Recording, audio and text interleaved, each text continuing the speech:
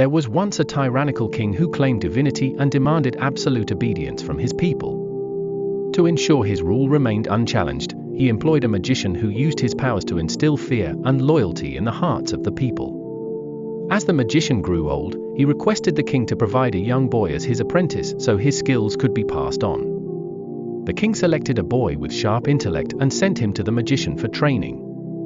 However, on the boy's way to the magician, he passed by a pious monk who worshipped Allah alone. Intrigued by the monk's teachings, the boy began to spend time with him, learning about the true faith. Over time, the boy became a believer in Allah. His faith grew stronger, and he started questioning the magician's practices. Torn between the monk and the magician, the boy asked the monk for guidance. The monk advised him to stay firm in his faith and told him that trials would come, but to remain steadfast. One day, while walking, the boy encountered a beast blocking the road. To test whose teachings were true, the magician's or the monk's, he prayed. O Allah, if the monk's way is pleasing to you, let this beast be removed. The boy struck the beast with a stone, and it died. The people were amazed, and news of his miraculous ability spread quickly. The boy began healing the sick and blind by invoking Allah's name. His fame reached the king, who summoned him. The boy openly declared his belief in Allah, rejecting the king's claim to divinity. Furious, the king demanded to know who taught him this belief. The boy refused to betray the monk but eventually revealed him under threat. The monk was brought before the king and pressured to renounce his faith. He refused and was killed. The boy, however, remained steadfast, continuing to call people to Allah.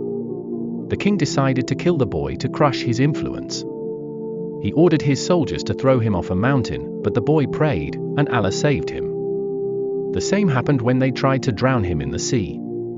Each time, the boy returned unharmed, declaring Allah's greatness.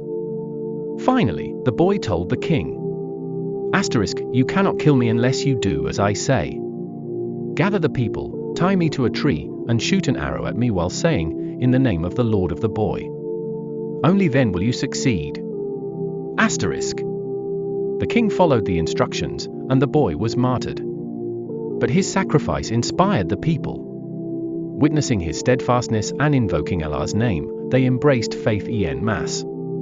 Enraged, the king ordered a trench of fire to be dug, threatening to burn anyone who refused to renounce their belief in Allah.